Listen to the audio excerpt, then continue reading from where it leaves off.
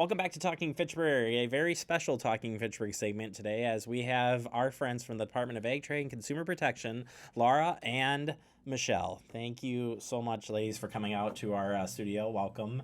And what do you think? You're always, we've always come to you, but what do we think? We're happy to be here. Thanks for having us. And we're happy you not only are here on the TF set, but you're joining us as well over in the Senior Center. So we're glad that you would take the time and be here. Residents really appreciate it. Yeah, we're looking forward. That'll be a fun event today. It is. And we've got some topics. That's what we really got you here for.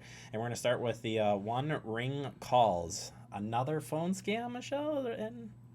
It's absolutely another phone scam. Yes, and this one's got a twist on it because it doesn't want you to pick up when they call you. Instead, they want you to call them back. So the way it works is the scammer calls and there's one ring and then they hang up. And they often call in the middle of the night. And so you're concerned, you look at your phone, you call the number back, and it turns out it's an international call, and you're incurring significant charges. And most of the time, these calls are coming from West Africa. They'll have a 222 area code or something of that nature. And the idea is, if you call them back, you're being assessed fees and fines, and the scammer is actually getting a lot of the money. Sometimes they'll even ask to put you on hold to sort of rack those calls up or those fees up so they can get more bang for their buck, if you will. So obviously our message to consumers is if you don't recognize the number, don't call them back. And more importantly, if they have something to tell you, they leave you a message and leave you a voicemail, and you can call them back in the morning or if there is really a problem. So you're telling me that it rings, you don't answer, you call back, and then you're the one that's being charged for how does that work? That doesn't...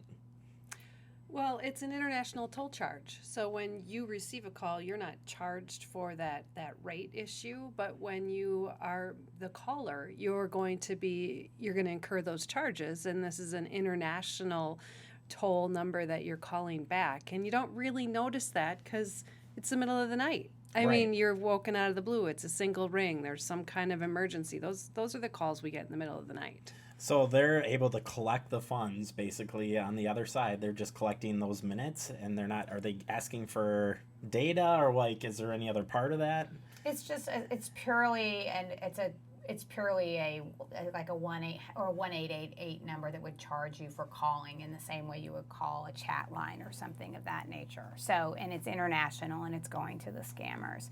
And it's like most of these scams, a lot of people know better than to call a number back like that, but when they do, they get a lot of money, and it doesn't take that many people to fall victim to a scam like that. So that's why they keep doing it. And again, it's a robocall, right? So it's just one ring and they hang up. It's pretty easy to facilitate this scam, and if folks call back and sit on hold, that can really rack up the charges on your bill. So what are we recommending here that we do?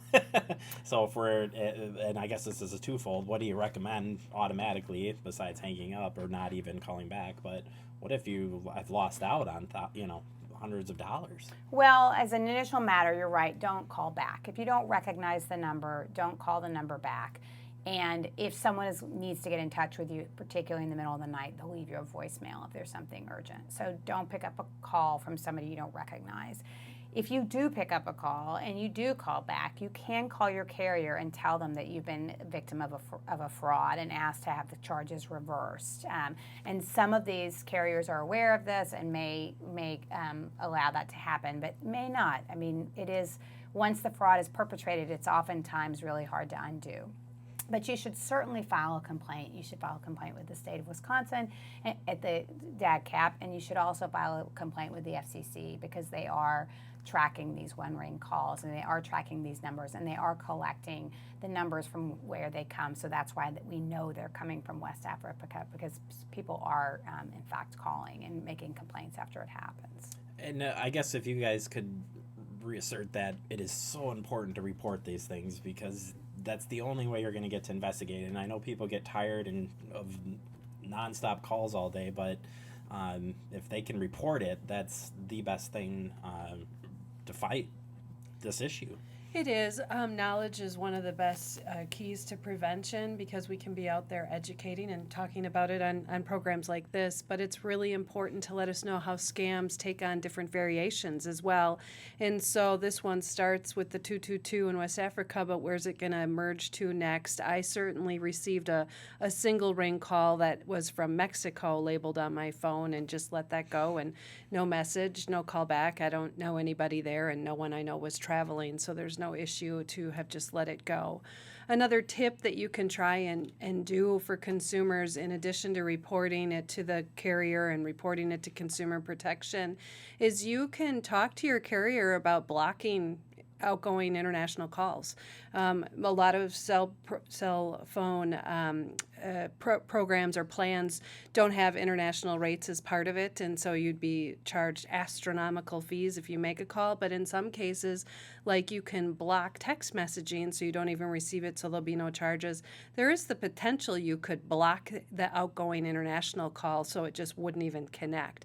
And if that's something that is of interest, or maybe it's on a child's phone, a younger phone, that may be, it might be something you want to look into on those numbers as well, or even a senior's phone. Wow, I can't.